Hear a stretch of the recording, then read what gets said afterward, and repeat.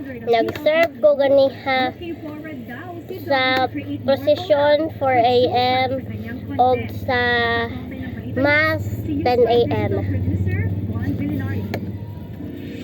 Ating content si Dominic Roque sa relasyon niya ngayon sa aktres na si Sue Ramirez. Sige akong serve. Ayon kay Don, sadyang nagkiklik sila ni Sue sa lahat ng aspeto. Going serious Mga naman unta sila, ninyo. hindi na nagpatumpik-tumpik pa si Dominic Roque nang tanungin kung si Sue Ramirez na ba ang kanyang the one. Lumaki at tumibay din ang ating samahan at damang-dama namin ang inyong suporta. Para sa inyo, kami handang magbigay tulong at kasiyahan at patuloy na iangat ang bawat laban bilang tahanan ng pambansang liga. Marami na tayong napagdaanan, kapatid, at dahil sa inyo ang aming unang taon ay punong-puno ng panalo. Pero marami pa tayong kwentong bubuhay, mga istorya ng tuwa.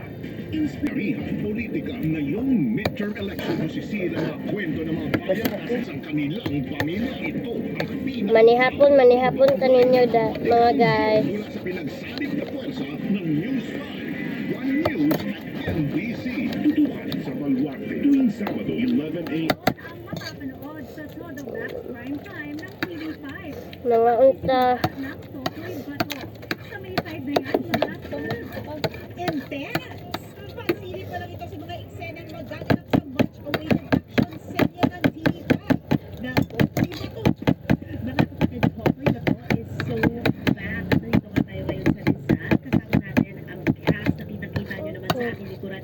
Very hard at work. Magiging tapat daw ang Totoy Bato version na ito ng TV5 sa diwa ng orihinal na ginapana noon ni Fernando O. Jr. Pero, syempre, meron itong modernong twist na pagkakagay din sa henerasyon ngayon.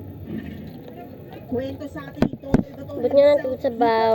Tama. hindi lang naman action ang mapupulot sa serye. May social relevance din. Fighting for agriculture. Boxing Thank you, guys. Thank you for watching mga kadunggan. Bye-bye na kay magdiktok na akong ate and manakog kaon. Bless you all. Bye-bye.